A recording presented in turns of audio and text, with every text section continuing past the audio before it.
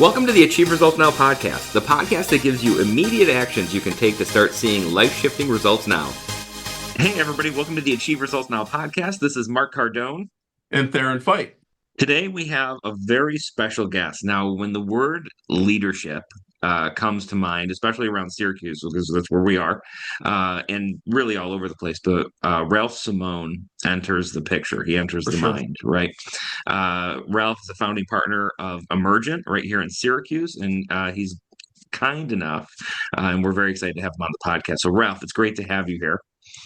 Thank you so much, Mark. You guys are too kind. You're too kind with your introduction there. and Ralph, for the listeners we have who aren't local, who don't know who you are, or even the ones who are, who don't, who aren't familiar with your work, could you just give like a synopsis of kind of who you are, what you do, all that good stuff? So who I am, I think I'm a teacher. I'm Uh-huh. someone who was sent here to help people discover their innate greatness and step into their full potential. I'm a consummate learner, and I've been for over 40 years focused on leadership, team, and organizational development. It's awesome. Yeah. And I think leadership is something that isn't taught enough, certainly in the conventional education that we have. You have to step into the business world oftentimes to get that. And for leadership for you, and since you've been doing it for so long, do you have a few key qualities that really think are important that people gain? There's a couple things. First, I'd like to share my definition of leadership, Oh, which yeah. I was always reluctant to define, but it's influencing and inspiring purposeful action. This idea of influence and inspiration, inspiring people. And I think when I look at my own leadership, when I'm looking to strengthen it or for other leaders to develop them, I'm looking for a couple things. One is an openness to learning. Right. The pace and change and complexity of things that are happening today, faster and faster. And somebody once asked me, what's the best coaching client? Because a big part of our business is executive coaching with a leadership development slant. I think the best client is somebody who is smart and open and vulnerable, right? There has to be a level of vulnerability. I mean, you guys know as masters in the martial arts, right? You gotta be Yeah. willing to get hit Yeah. if Yeah, you're for gonna sure. deliver some blows. And so you have to have some vulnerability. Yeah, Well, I and like it's that. and it's interesting because I think we talk about that a lot on the podcast when you talk about businesses that struggle. I feel like one of the key traits that we run into when we meet businesses who struggle is owners who know everything, or at least who tell everyone they know everything, and they have that inability to say, you know what, maybe I don't know as much about marketing or sales or service as I could. So that lifelong leadership or learning aspect of leadership, I think, is good. What you talked about. Absolutely. Funny story when my son was probably about 12 years old, and I think I was full of myself regarding something I knew. And he said, Dad, if you think you're the smartest guy in the room, he goes, perhaps you haven't been in enough rooms. And Yeah. I got it, right? Because then you stop learning as soon as you Yeah. think you know. And I think one of the most powerful declarations a leader can make is, I don't know. Yeah. Hmm. I don't know, but I am open to learning. I'm open to Hmm. learning from you. I'm open to learning from others on the team or in the organization. Yeah. I think that's very powerful. Being open-minded. What are your thoughts on consistency? Because I think that's one of the things in the martial arts I see is probably if you're going to fail, it's because you're inconsistent. So how do you bring that across? One of my practices that I've been doing for over 35 years is weekly planning. We Hmm. now call it success planning. And I've got this big, and in fact, I do it longhand. I will convert it to Outlook, but I've got a big planning pad I lay out, and I Hmm. do it every single week on Saturday or Sunday consistently. Hmm. And I'm blocking out, right, my workouts. I'm blocking out my time to read. So you've got to have habits that work for you, Hmm. and you've got to ritualize them in a way that you're inspired to do them. But I mean, this weekly planning, when I work with leaders, I think too many are reactive because they don't have the practices. And I would say the first and foremost practice, I read a whole chapter in my book, is on weekly planning. We now call it success planning because sometimes the week interval isn't even enough. You almost need to look out 2 weeks and 3 weeks when you've got more white space to put your big rocks in there, right? Those things Yeah. that are most important to you. Yeah, practice. I mean, I'm back to almost close to fighting weight. In between Nice. first and second degree. Never got the second degree, the second degree training, but that's through disciplined practice, right? Right. Chair yoga, which I was always a little reluctant to admit, on the elliptical or doing a little weight work, right? Getting out of the kitchen a little Yeah, bit. yeah. But that's all practice, right? Practice, practice, practice.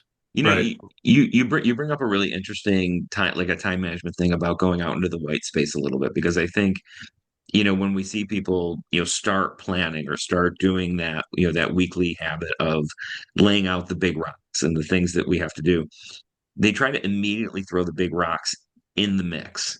So basically, like, we're going from nothing to here's all the big rocks, and then I'll just fill in everything else, which is the right concept. But I think you're right, because in the real world, right, where things happen, that throw us off, I think it's really interesting to say, it's okay to say, hey, I'm going to do this, but you know what? This big important thing that's going to move the needle, it's okay for me to put it off into next week as long as it's still scheduled. You know what I mean? Absolutely. I probably learned this from you guys, but people underestimate what they can do in the long term Mhm. and overestimate what they can do in the short term. Yeah, And for so out sure. of their enthusiasm, they put too much stuff Yeah, in, yeah. and then they get frustrated, right? Because Hmm. other things happen. So Yeah, I think really astute observation, Mark. Yeah, yeah. as much as like working out gives you more energy. If it's your first week working out and you decide you're going to do it all in one week, every day, Yeah. and then you're sore and you're just like, you know what, I can't do the rest of the stuff. I'm too sore to deal with it today. Yeah. That's really interesting that you put it that way. Yeah, I like that a lot. I like that a lot. Now, what would you say? You mentioned learning, and you mentioned you read books and you do podcasts. So somebody that wants to get in the habit of that ongoing learning, what would you say? How would you start? I think a couple things. First, be clear on your preferred learning style. At Emergent, we talk about leaders or readers, but some people are more auditory. So some Hmm. people learn better by listening to a podcast. Some people are more kinesthetic, so they learn by experiencing. So I think know your preferred learning style. And if you don't love to read, listen. Hmm. Also travel, right? I think the two things, I was doing some work for a local firm. The guy's been around for over 100 years, mostly local workers. And he said, how do you get people to learn and to be open to change if they're the same people? I said, reading and travel. Get Yeah. exposed to different things. I mean, for me, the whole purpose of reading is to see it from a different perspective Hmm. and then to experiment with it, not to just keep it theoretical, but try the stuff out, see if it works, learn something from it. But I think know your preferred learning style, and then if it is reading, like I carry a book with me everywhere I go. Somebody said, "How do you read 2 books a week?" I said, 10 minutes at a time. Yeah. Yeah, Yeah, I'm yeah. waiting for I'm in the doctor's office instead of Better Homes and Gardens from Right. 2012. Yeah. I'm reading, what's my newest, but Living in Flow, right? Getting into Hmm. the flow state. So whatever. So I carry a book with me everywhere I go. Yeah, yeah. Those are two great tips. What I love about your answers so far is they're very concise, and I think you can bloviate, and we all can, right, on things. But this is really what, especially if you want to improve. Let's get down to what is going to make the biggest difference. And I love your two answers. I mean, you could have probably expanded on it and had more, but those two answers are beautiful. I Fair enough. really I appreciate those. My most difficult thing about writing a book is I had to fill more I stuff in. know. Okay. Yeah. I'm a big Feedback I'd be from the the same way. editor. Yeah. I just get to the point, I edit out. Yeah. And I think that works for the most part, my coaching and in my For sure. presentation style. But the guy said you're a little light with stories, so I added some stories. Yeah. Every time I try to write a book, it turns into a pamphlet. A Yeah, pamphlet. Yeah. it's a blog post. I'm the Well, same so way. I that's just where, leave so the Mark, that's where I had to get help. So, I joked that I'm the fourth best writer in my family, and somebody goes, "Well, there's only four people in your family." I said, "There you go." And I am a distant fourth. Yeah. Yeah.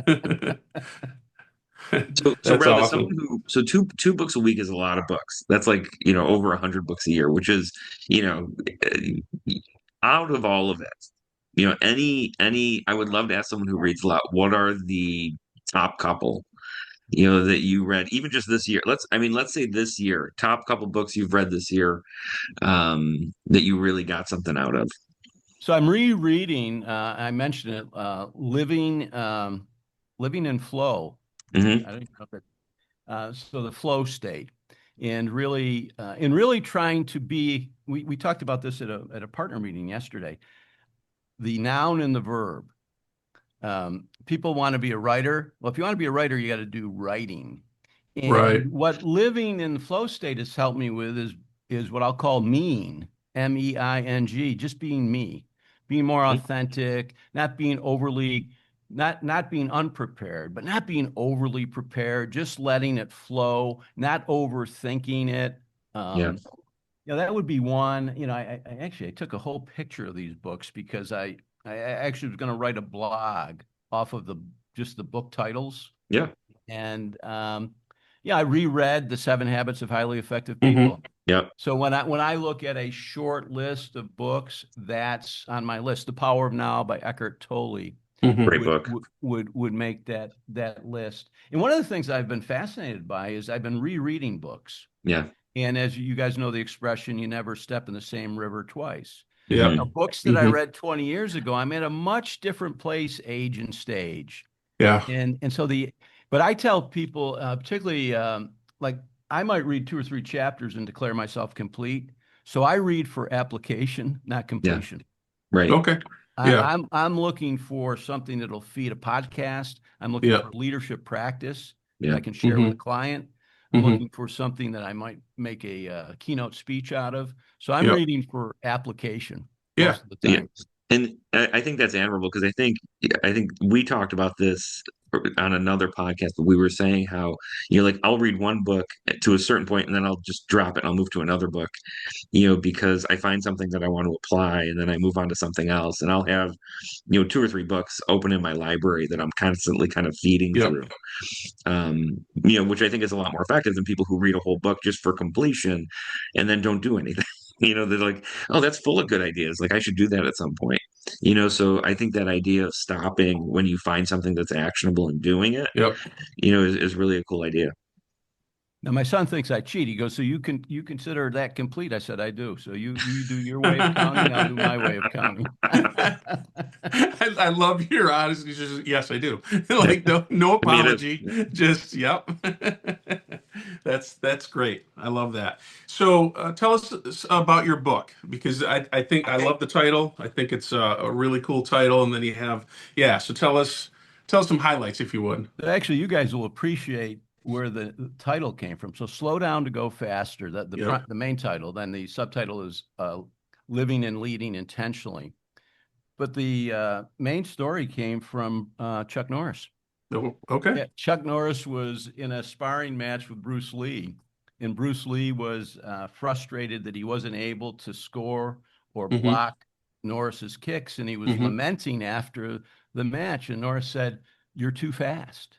Mm. Got to slow it down. You've got to Right. slow down to go faster." Yeah. And that just stuck with me. In fact, in '98, when I got my first degree black belt, that was a Hmm. little trophy my wife made for me with a little placard, "Slow down to go faster." Now, some would say that she was joking that it took me so long to get my black belt. So I'm not sure if that's Could have two meanings. That's fine. yeah. But I think all of these opportunities in life where we could slow down to go faster, and I'm very quick to point out to my really fast-paced clients, it's not slow down to Hmm. go slower. Right. And so that's where weekly planning comes in. That's where setting intentions come in. 2 minutes before a meeting, I rarely schedule back-to-back meetings. I Hmm. take 2 minutes to do a little meditation and to set my intention. What is it, the intended outcome for the meeting, and how do I need to Right. show up in order Right. for that outcome to be realized? But people that schedule back to back to back never have what we call the strategic pauses. Hmm. What does success look like? And then how do I need to show up in order for that success to occur? And this has been a long time in coming. In fact, I was grinding for a while the old-fashioned way. I'd be writing every night from 6:30 to 8 o'clock at night, Yep. and wasn't making a lot of progress. This is about 4 or 5 years ago. And my son was home from college break, and he was watching me grind and agonize at Hmm. the dining room table. He said, "Dad, what are you doing?" I said, "Oh, I read somewhere if you're going to write a book, you got to write every day." And he goes, "You look miserable." Mm. I said, "Well, I am." So he asked me to read some of the output, and he read it. My son is a kind guy, very compassionate, and he says, "This doesn't really reflect your thinking on the topic." Mm. And it was at that point that the book took off, because he said, "Would you mind an idea?" I said, "Wide open." He said, "You're a much better speaker than writer. Why don't you Hmm. dictate it and then turn it over to a transcription service and get the first draft?" And Wow. that was, it could be an example of slowing down to go faster, but I changed the process with an outside observer. Somebody who's just, Right. and really the benefit of the work I do, coaching, is you can give people a different perspective. Right. They're not getting the result, right? I wasn't getting the result. So insanity, I should continue grinding. Right. So just changing that process was really a breakthrough for me with the book. That's a great story. I love that. And my kids are adults as well. And so having that change, from when they need you all the time to they don't want you at all as teenagers, to when they're adults, that they can give you advice because they know you real well. They lived with you for many, many years, and they know your bad times as well as your good times. They Yes, know they your do. your private face, not just your public face. But I want to commend you because for you to ask that and then you take that feedback. I mean, that says a lot on you, and that was a great story. Thanks for sharing that. It was fun. It wasn't, and I'm so excited to share this with him because he really polished it. Yeah, And a lot of my ideas, but he helped me shape the ideas over the years. So it's really, really fun. that's fantastic. I love that. I love And, that. I mean, talking about slowing down to speed up, I love the title, right? I love the word intentionality, but I think about all the people that we have who are listeners who are doing the grind. They're just moving full speed ahead and literally tripping over their feet, because they're not taking that time. So if you were going to kind of give a real like brief, kind of concise, this is what this means. Because like you said, it's not slowing down to slow down, it's slowing down to speed up. And I think that thought of slowing down sounds so attractive to people, especially this time of year, because things are a little slower. People are a little less demanding, and you feel a little bit less of a lot more pressure globally, but kind of locally in the workplace, a little bit less pressure. So I guess how would you get to that? So I think looking for, and I'm reminded of something from Stephen Covey when I worked with him. Everybody doesn't have the same amount of discretionary time. Hmm. Like I've taken 6 weeks off a year since I've been in business, since Yeah. 1991. Now, everybody doesn't have that same Hmm. opportunity. Right. But when you look at your downtime, with whatever little discretionary time you have, use that time to be more contemplative, more reflective. Hmm. Here's one tip for people that are in knowledge work. Don't schedule back-to-back meetings. I think Hmm. post-COVID, and a lot of work is done remotely, people schedule back to back to back. There's no slowdown, right? There's no Yeah. time to reset. And so I think look for the little opportunities where you can build just a little bit of space. Yeah. One of the I love to drive. I love cars. I love to be in the car, but the car is my sanctuary. Hmm. Hmm. I mean, when I get in the car it's I may be listening to music, I may be in silence. There's no eating in my car, not a restaurant. Right? It's a place to really be like Zen. And I even Hmm. drive. So I had an experiment years ago where I drove the speed limit. So Hmm. you can slow down in many ways. So look for Yeah. these places. Now, what I'll tell you is you're not necessarily a fan favorite. Right. I remember Right. my daughter was quite young, and I'm driving the speed limit, and people are going by me and honking and gesturing. And she goes, "Daddy, look, that man is happy with you." I said, "I don't think he's happy with me, Sophie." "No, no, he's got a finger up. Yeah, he doesn't think I'm Yeah. number one, right?" And No. so, but I think slowing down to eat, Mark, I think looking for opportunities, even within your given day, and they don't Yeah. have to be big ones.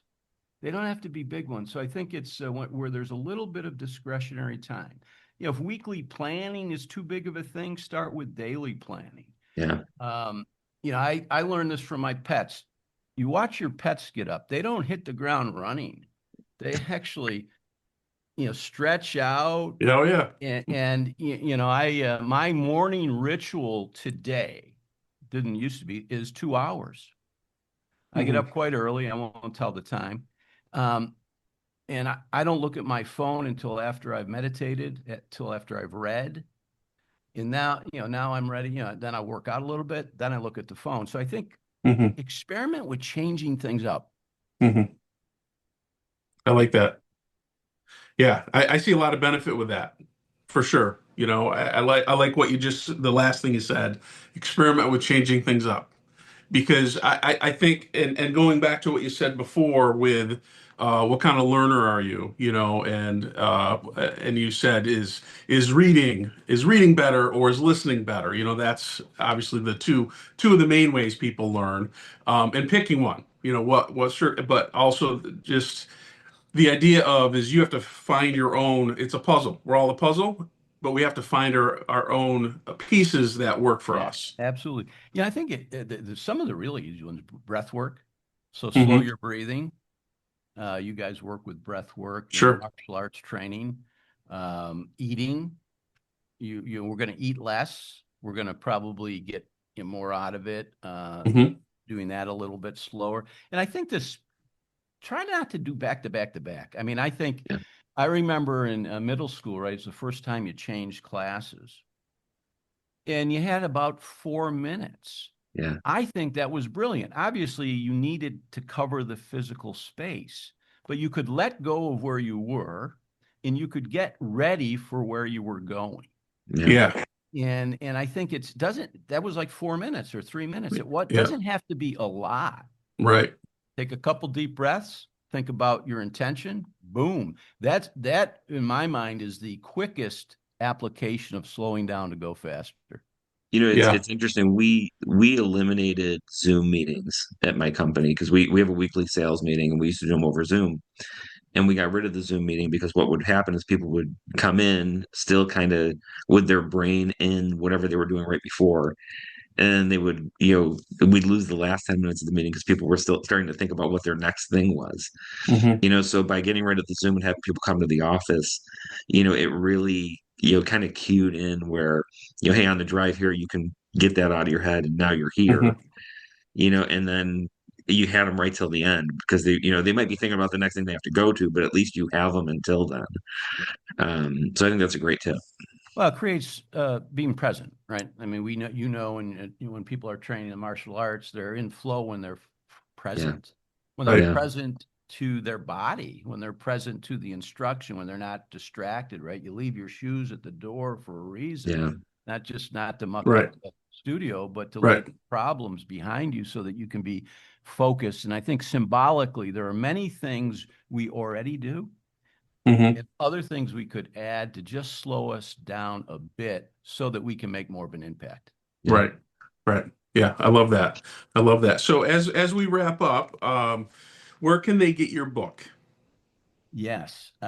So I've got a site that will be slow down to go faster. It's actually not fully built yet. Okay. Working on it because the book will be ready, I think, somewhere between Thanksgiving and Christmas. Okay. And so if you go to slowdowntogofaster.com. That's a place to get it. It will be, the Audible version will be on obviously Amazon, but Spotify, almost any place you listen to podcasts or listen to books, you can get it. And I don't know, I guess the ebook would also be through similar channels. Yeah. Yeah. Great. I'll make sure all that's in the show notes for people, because I haven't read the book yet, but just knowing you for as many years as I have, and just listening to the podcast, I think people are going to be very interested in that book. How come you guys still look so young and I look so old? Well, I mean, we still train. We still train. That's why. Good one. Coffee and karate. That's but I mean, so definitely adding the book to my Christmas list. We covered a lot of really good topics. I mean, we talked about humility, we talked about leadership, we talked about, planning. I mean, we really hit a lot of great stuff. So thank you, for being on. I think this episode is going to hit a lot of different people in a lot of different ways, which is great. So everyone who's listening, please, check out Ralph's website, check out the book. Be sure to follow him wherever you can find him. And Ralph, thank you for being on. We appreciate it. Mark and Theron, thank you both. Great to see you both again, and best of continued success. Yeah, Thanks. to our listeners, Thank you for listening. We will see you on the next episode. Have a great day. Thanks, everybody. Thanks for listening. Hop over to our website at www.achieveresultsnow.com to get your free copy of our book, Ignite Results, 4 specific daily actions to help you achieve results now. You can find us on Facebook at facebook.com/Achieve Results Now. Thanks for listening, commenting, and subscribing. Now get out there and achieve results now.